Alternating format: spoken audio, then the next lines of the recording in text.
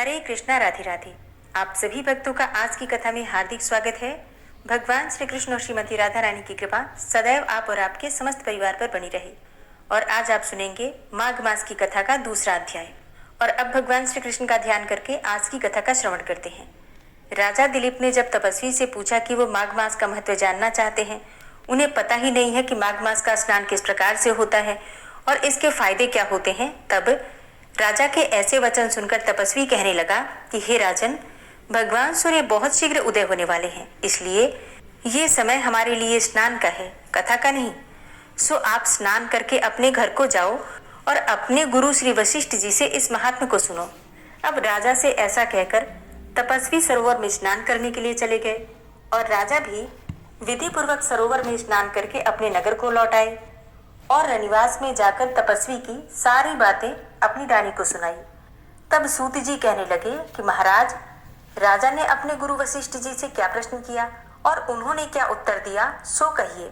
व्यास जी कहने लगे कि हे सूत जी, राजा दिलीप ने रात्रि को सुख से सोकर प्रातः समय ही अपने गुरु वशिष्ठ जी के पास जाकर उनके चरणों को छूकर प्रणाम करके तपस्वी के बताए हुए प्रश्न को अति नम्रता से पूछा कि गुरु जी, आपने आचार, दंड, नीति, राज्य धर्म तथा चारों वर्णों के चारों आश्रमों की क्रियाओं, दान और उनके विधान, यज्ञ और उनकी विधियां, व्रत, उनकी प्रतिष्ठा तथा भगवान विष्णु की आराधना अनेकों प्रकार से तथा विस्तार पूर्वक मुझको बतलाई है। अब मैं आपसे माघ मास के स्नान के महात्म को सुनना चाहता हूँ। सो हे तपोधन, नियम पूर्वक इसकी विधि समझाइए। तब गुरु वशिष्ठ जी कहने लगे कि हे राजन, तुमने दोनों लोगों के कल्याणकारी, वनवासी तथा गृहस्थियों के अंतःकरण को पवित्र करने वाले माघ मास के स्नान का बहुत सुंदर प्रश्न पूछा है। मकर राशि में सूर्य के आने पर माघ मास में स्नान करना चाहिए। इस समय स्नान का फल गौ, भूमि, तिल, वस्त्र, स्वर्ण, अन्न, घोड़ा आदि दानों तथा चंद्रायण और ब्रह्मा कूर्च व्रत आदि से भी अधिक होता है। वैशाख तथा कार्तिक में जप, दान, तप और यज्ञ बहुत फल देने वाले होते हैं, परंतु माघ मास में इनका फल बहुत ही अधिक होता है। माघ मास में स्नान करने वाला पुरुष राजा होता है और मुक्ति के मार्ग को जानने वाला भी होता है। दिव्य दृष्टि वाले महात्माओं ने कहा है कि जो मनुष्य माघ मास में सकाम या भगवान के निमित्त नियम पूर्वक माघ मास में स्नान करता है, वह अनंत फल वाला होता है। उसको शरीर की शुद्धि, प्रीति, ऐश्वर्य तथा चारों प्रकार के फलों की प्राप्ति होती है। अदिति ने 12 वर्ष तक मकर संक्रांति में अन्न त्याग कर स्नान किया। इससे तीनों लोगों को उज्जवल करने वाले 12 पुत्र उत्पन्न हुए। माघ मास में स्नान करने से ही रोहिणी, शुभगा, अरुंधति दानशीलता हुई और इंद्राणी के समान रूपवती होकर प्रसिद्ध हुई। जो माघ मास में स्नान करते हैं तथा देवताओं के पूजन में तत्पर रहते हैं, उनको सुंदर स्थान, हाथी और घोड़ों की सवारी तथा दान को द्रव्य प्राप्त होता है। अतिथियों से उनका घर भरा रहता है और उनके घर में सदा वेद ध्वनि होती रहती है। वह मनुष्य धन्य है जो माघ मास में स्नान करते हैं, दान देते हैं तथा व्रत और नियमों का पालन करते हैं। और दूसरों के पुण्यों के क्षीण होने से मनुष्य स्वर्ग से वापस आ जाता है, परंतु जो मनुष्य माघ मास में स्नान करता है वह कभी स्वर्ग से वापस नहीं आता।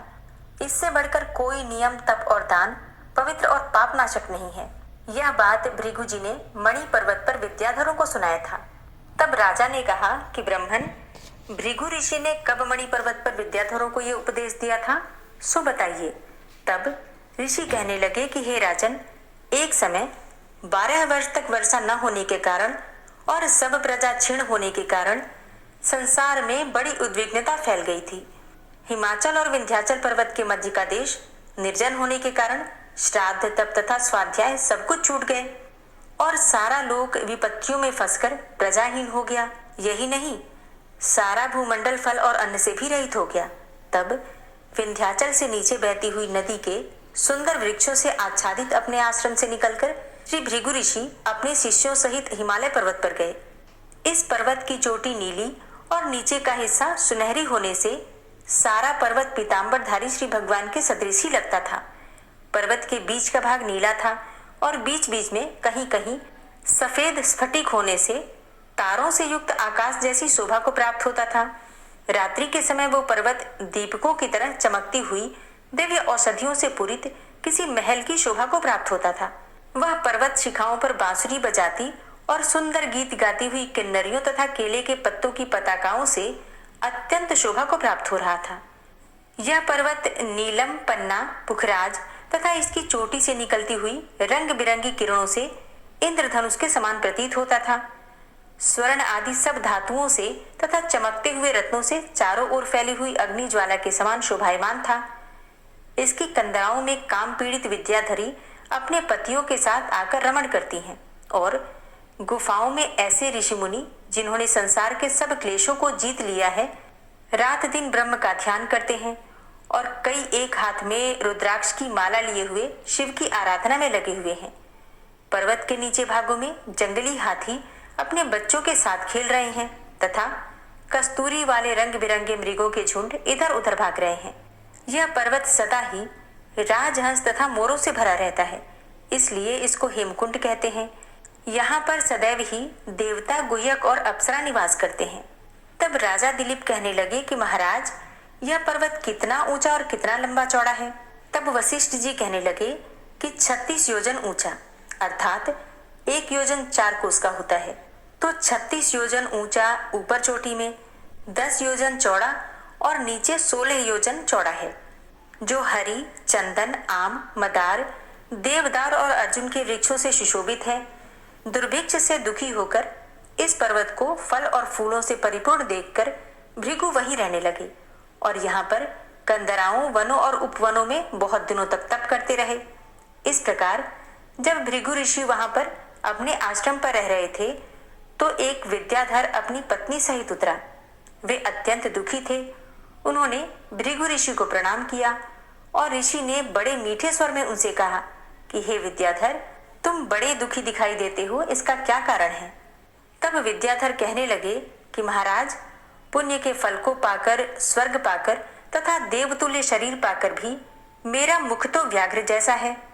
मेरे दुख और अशांति का यही एक कारण है, ना जाने किस पाप का फल है। और महाराज, मेरे चित्त की व्याकुलता का दूसरा कारण भी सुनिए।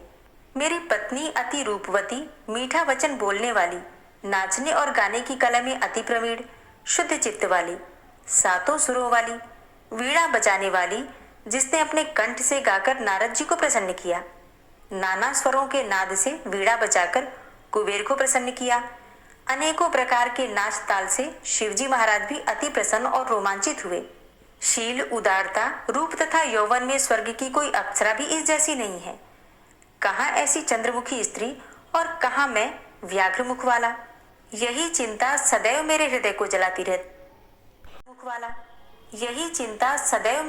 जलाती रहती है। अब विद्याधर के ऐसे वचन सुनकर तीनों लोगों की भूत, भविष्य और वर्तमान की बात जानने वाले तथा दिव्य दृष्टि वाले ऋषि कहने लगे कि हे विद्याधर, कर्म के विचित्र फलों को प्राप्त होकर ज्ञानी पुरुष भी मोह को प्राप्त हो जाते हैं।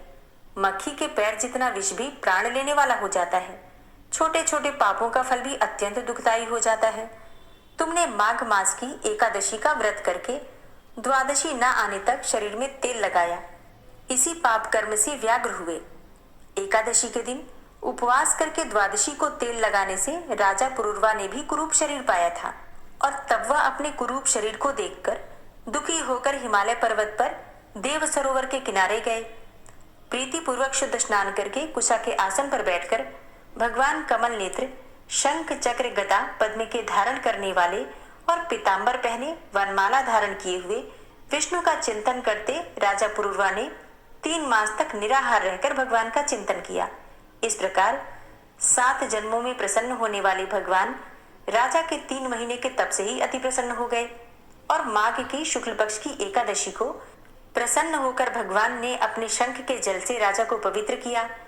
भगवान ने उसके तेल लगाने की बात याद दिलाकर सुंदर देवताओं का सा रूप दिया, जिसको देखकर उर्वशी भी उसको चाहने लगी और राजा कृतकृत्य होकर अपनी पुरी को चला गया।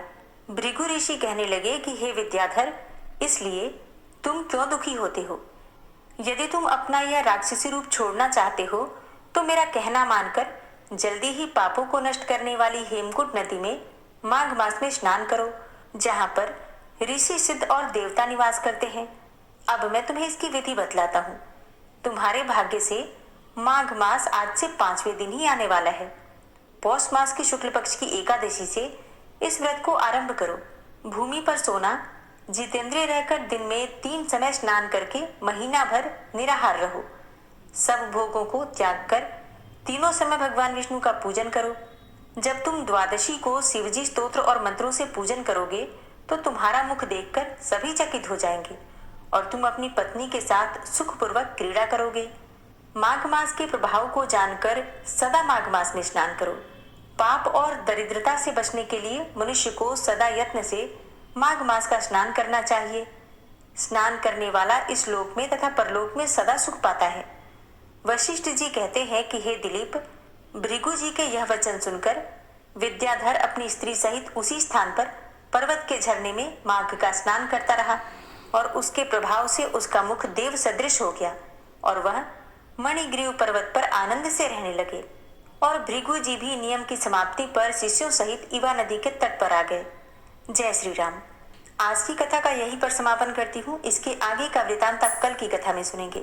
आराधना सबसे पहले करते हैं और सुनते हैं भगवान गणपति की एक बहुत ही प्यारी सी कथा।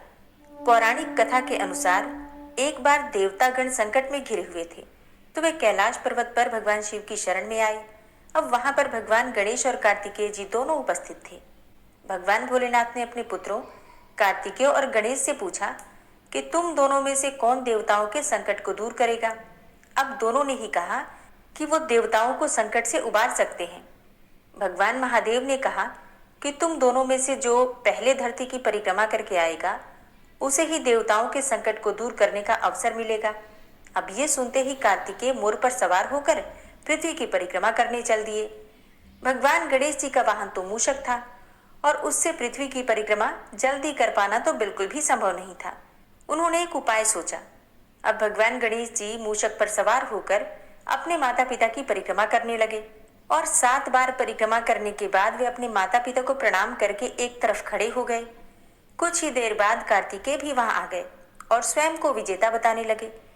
इस पर शिवजी ने गणेश जी से पूछा कि उन्होंने पृथ्वी की परिक्रमा करने की जगह माता पिता की परिक्रमा क्यों की।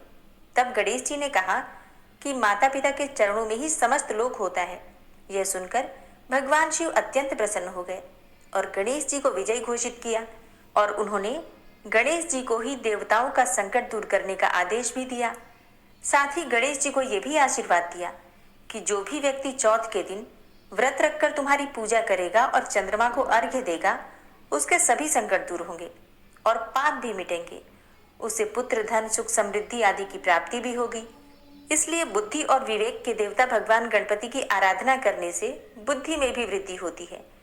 दूसरी पौराणिक कथा के अनुसार एक नगर में एक बुढ़िया रहती थी। वह गणेश जी की परम भक्त थी। हमेशा चतुर्थी का व्रत रखती थी और गणेश जी की पूजा करती थी। एक दिन गणेश जी प्रकट हो गए और उससे बोले कि आज तुम जो चाहो मांग लो, मन की मुराद पूरी होगी। इस पर बुढ़िया ने गणेश जी से कहा कि उसे तो मांगना ही नहीं आता, वह कैसे कुछ मांगे। तब गणेश जी ने कहा कि तुम अपने बेटे और बहू से जाकर सलाह ले लो। इस पर बुढ़िया ने अपने बेटे से कहा कि भगवान गणेश जी ने कुछ मांगने को कहा है तो क्या मांगूं। उसने कहा कि धन मांग ले। उसकी पत्नी ने कहा कि नाती मांग ले। बुढ़िया ने पड़ोस में जाकर लोगों से पूछा तो उन्होंने कहा कि धन और नाती का तुम्हें क्या लाभ है, तुम तो अंधी हो, अपने लिए गणेश जी से आंखों की रोशनी मांग लो।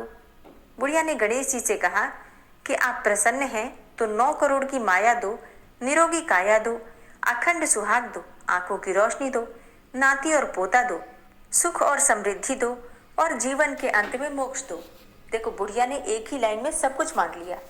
इस पर गणेश जी ने कहा कि बुढ़िया माँ, तुमने तो मुझे ठग ही लिया, लेकिन जाओ, तुम्हारी सब मनोकामनाएं पूरी हो। उसके बाद गणेश जी वहां से चले गए और बुढ़िया को सब कुछ प्राप्त हो गया।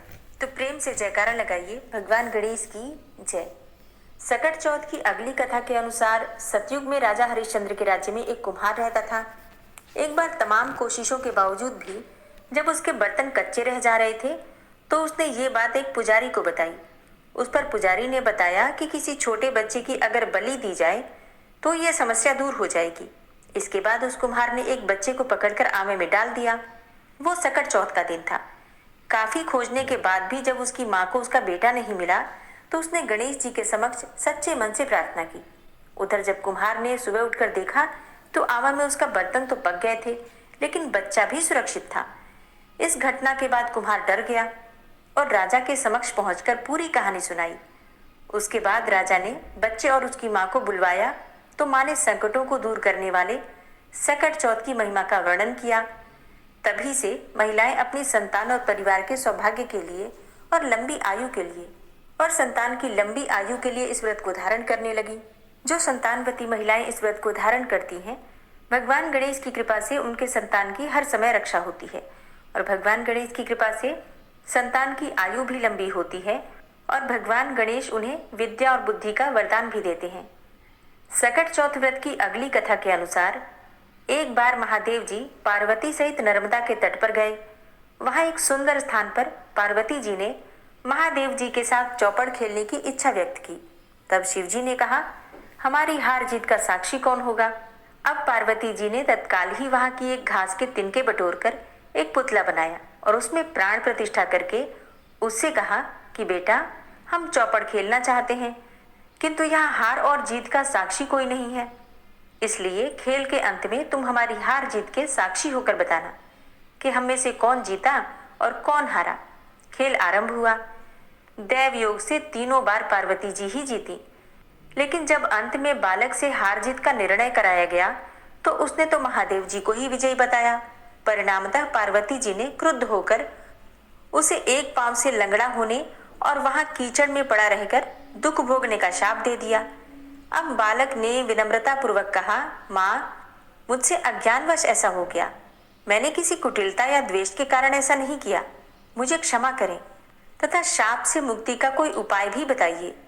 तब ममता रूपी माँ को उस पर दया आ गई और वे बोली, यहाँ नाग कन्याएं गणेश पूजन करने आएंगी, उनके उपदेश से तुम गणेश व्रत करके मुझे प्राप्त करोगे। इतना कहकर वे कैलाश पर्वत पर चली गई। अब 1 वर्ष के बाद जब वहां पर सावन का महीना आया तो नाग कन्याएं गणेश जी के पूजन के लिए आईं और नाग कन्याओं ने गणेश व्रत करके उस बालक को भी व्रत की विधि बताई। उसके बाद बालक ने 12 दिन तक श्री गणेश जी का व्रत किया। तब गणेश जी ने उसे दर्शन देकर कहा कि मैं तुम्हारे व्रत से बहुत प्रसन्न हूँ, मनोवांछित वर मांगो। बालक बोला, भगवान, मेरे पाँव में इतनी शक्ति दे दो कि मैं कैलाश पर्वत पर अपने माता पिता के पास पहुंच सकूं और वे मुझ पर प्रसन्न हो जाएं। गणेश जी ने उसे वरदान दिया और तथास्तु कहकर अंतर ध्यान हो गए। वरदान पाकर वह बालक भगवान शिव जी के चरणों में पहुंच गया। तब शिव जी ने उससे वहां तक पहुंचने के साधन के बारे में भी पूछा। तब बालक ने सारी कथा शिव जी को सुना दी और उधर उसी दिन से अप्रसन्न होकर माता पार्वती भगवान शिव जी से भी विमुख हो गई थी। तब भगवान शंकर ने भी बालक की ही तरह 21 दिन तक श्री गणेश जी का व्रत किया, जिसके प्रभाव से पार्वती के मन में स्वयं महादेव जी से मिलने की इच्छा जागृत हुई। वे शीघ्र ही कैलाश पर्वत पर आ पहुंची और वहां पहुंचकर पार्वती जी ने शिव जी से पूछा, हे भगवान, आपने ऐसा कौन सा उपाय किया जिसके फलस्वरूप मैं आपके पास भागी भागी आ गई? तब शिव जी ने गणेश जी के व्रत का इतिहास उनसे कह दिया और इसके बाद माता पार्वती ने अपने पुत्र कार्तिकेय से मिलने की इच्छा से 21 दिन तक 21-21 की संख्या में दूर्वा, पुष्प तथा लड्डुओं से गणेश जी का पूजन किया। 21वें दिन कार्तिकेय स्वयं ही पार्वती जी से आ मिले। उन्होंने भी माँ के मुख से इस व्रत का महात्म्य सुना और व्रत किया। भगवान गणेश का व्रत करना, उनकी पूजा करना और उनकी पूजा में दूर्वा अर्पित करना, इससे भगवान गणेश अत्यंत प्रसन्न हो जाते हैं और हर प्रकार की कामना को पूर्ण कर देते हैं। अगली कथा है भगवान गणेश और बुढ़िया माई की। एक बुढ़िया माई थी, मिट्टी के गणेश जी की पूजा करती थी। अब रोज बनाए और रोज गल जाए। एक सेठ का मकान बन रहा था उन्हीं दिनों। तब वो जाकर मिस्त्रियों से बोली कि पत्थर का गणेश बना दो। मिस्त्री बोले, जितनी देर हम तेरा पत्थर का गणेश गढ़ेंगे उतनी देर में तो अपनी हम दीवार चिन लेंगे। बुढ़िया बोली, राम करे तुम्हारी दीवार टेढ़ी हो जाए। अब उनकी दीवार टेढ़ी हो गई। वो चिने और ढा देवे, चिने और ढा देवे। इस तरह करते करते शाम हो गई। शाम को सेठ आया। उसने कहा, आज भी कुछ नहीं किया। तब वो कहने लगे कि एक बुढ़िया आई थी। वो कह रही थी कि मेरा पत्थर का गणेश गढ़ दो। हमने नहीं गढ़ा तो उसने कहा कि तुम्हारी दीवार टेढ़ी हो जाए। और तब से दीवार सीधी बन ही नहीं पा रही है। बनाते हैं और ढा देते हैं। मिस्त्रियों से यह बात सुनकर सेठ ने बुढ़िया को बुलवाया और सेठ ने कहा कि हम तेरा सोने का गणेश कर देंगे, हमारी दीवार सीधी कर दे। सेठ ने बुढ़िया को सोने का गणेश गढ़ा दिया। सेठ की दीवार सीधी हो गई। जैसे सेठ की दीवार सीधी की वैसी ही सबकी करना। कहानी कहने वाले, सुनने वाले और हुंकारा भरने वाले सब पर अपनी कृपा करना। कई ऐसी जगह हैं जहाँ पर सकट चौथ के दौरान मेले भी लगते हैं। तो एक गांव में एक माँ बेटी रहती थी। अब एक दिन की बात है कि जब मेला लगा हुआ था तो बेटी ने माँ से कहा कि माँ, गांव के सब लोग मेला देखने जा रहे हैं, मैं भी मेला देखने जाऊंगी। अब माँ ने कहा कि वहां तो बहुत भीड़ होगी, कहीं गिर जाओगी तो चोट लग जाएगी। लेकिन लड़की ने माँ की बात ही नहीं सुनी और मेला देखने के लिए चल पड़ी। माँ ने जाने से पहले बेटी को 2 लड्डू दिए और 1 घंटी में पानी दिया। माँ ने कहा कि 1 लड्डू तो गणेश जी को खिला देना और थोड़ा पानी पिला देना, दूसरा लड्डू तुम खा लेना और बचा पानी भी पी लेना। लड़की मेले में चली गई। मेला खत्म होने पर सभी गांव वाले वापस आ गए, लेकिन लड़की तो वापस ही नहीं आई। अब लड़की तो मेले में ही रह गई थी। लड़की मेले में गणेश जी के पास बैठ गई और कहने लगी कि 1 लड्डू और पानी गणेश जी तुम्हारे लिए और 1 लड्डू और बाकी बचा पानी मेरे लिए। अब जब तक तुम इसे खाओगे नहीं और पानी पियोगे नहीं, तब तक मैं भी लड्डू नहीं खाऊंगी और तब तक मैं घर भी नहीं जाऊंगी। और यही कहते कहते सारी रात बीत गई। अब गणेश जी सोचने लगे कि अगर मैंने ये 1 लड्डू और पानी नहीं पिया तो ये लड़की तो अपने घर नहीं जाएगी। यह सोचकर गणेश जी एक लड़के के वेश में आए और उससे 1 लड्डू लेकर खा लिया और साथ ही थोड़ा पानी भी पी लिया। इसके बाद गणेश जी कहने लगे कि तुम अपने लिए कोई वरदान मांगो, मांगो तुम्हारी जो भी इच्छा हो। अब लड़की मन में सोचने लगी कि क्या मांगू, अन्न मांगू या धन मांगू, या अपने लिए अच्छा वर मांगू, या खेत मांगू या महल मांगू। अब जब वो मन में सोच रही थी तो गणेश जी उसके मन की सारी बातों को जान गए। वो लड़की से बोले कि तुम अपने घर जाओ और तुमने जो भी मन में सोचा है वह सब तुम्हें मिलेगा। लड़की घर पहुंची तो माँ ने पूछा कि इतनी देर कैसे हो गई। बेटी ने कहा कि जैसा आपने कहा था मैंने वैसा ही किया है और देखते ही देखते जो भी लड़की ने सोचा था वह सब कुछ हो गया। हे गणेश जी, जैसे आपने उस लड़की की इच्छा पूरी की वैसे ही सबकी करना। कहानी कहने वाले, सुनने वाले और हुंकारा भरने वाले सबकी इच्छा पूरी करना। बोलिए भगवान गणपति की जय। जो लोग ठाकुर जी की सेवा करते हैं अपने अनुभव कमेंट बॉक्स में लिख सकते हैं। राधे राधे। जय श्री कृष्णा। श्री राधा कृपा कटाक्ष स्तोत्र।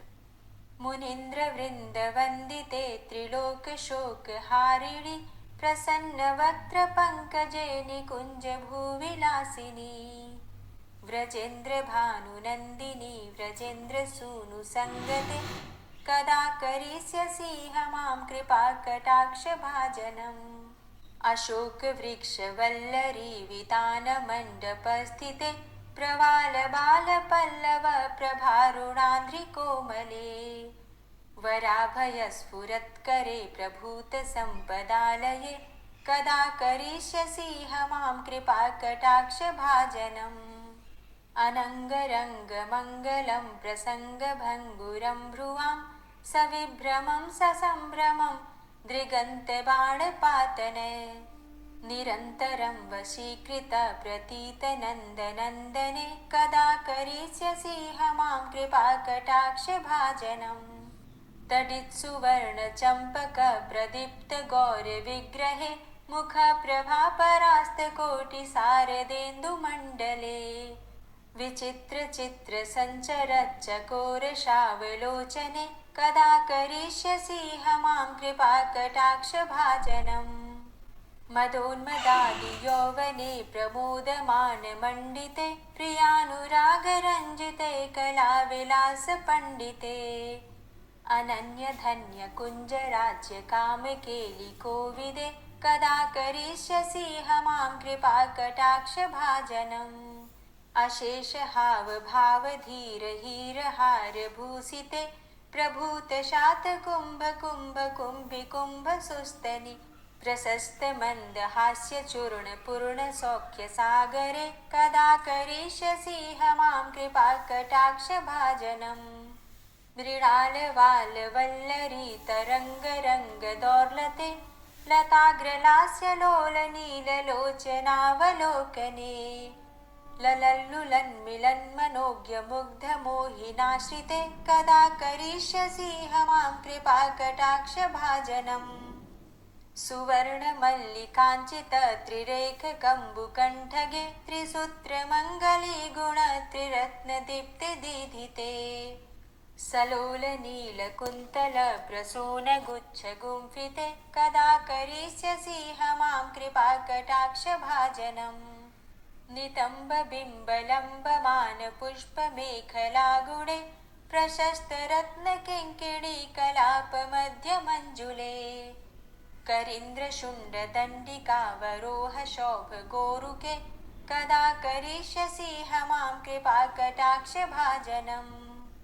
अनेकमन्त्रनादमञ्जुनूपुरारवस्खलत् समाजराजहंसवंश निक्वणाति गौरवे विलोलहेमवल्लरी विडम्बिचारुचङ्क्रमे कदा करिष्यसि मां कृपाकटाक्षभाजनम् अनन्तकोटिविष्णुलोकनम्रपद्मजार्चिते हिमाद्रिजापुलोमजा विरिञ्चिजावरप्रदे अपार सिद्धिरिद्धिदिग्धसत्पदाङ्गुलीनखे कदा करिष्यसि मां कृपाकटाक्षभाजनम् मखेश्वरी क्रियेश्वरी स्वधेश्वरी सुरेश्वरी त्रिवेदभारतीश्वरी प्रमाणशासनेश्वरी रमेश्वरी क्षमेश्वरी प्रमोदकाननेश्वरी व्रजेश्वरी व्रजाधिपे श्रीराधिके नमोऽस्तु ते इतीममद्भुतं स्तवं निशम्य भानुनन्दिनी करोतु सन्ततं जनं कृपाकटाक्षभाजनम् भवेत्तदैव सञ्चितत्रिरूपकर्मनाशनं लभेत्तदा ब्रजेन्द्रसूनुमण्डलप्रवेशनम् जय जय श्री राधे जय जय श्री राधे।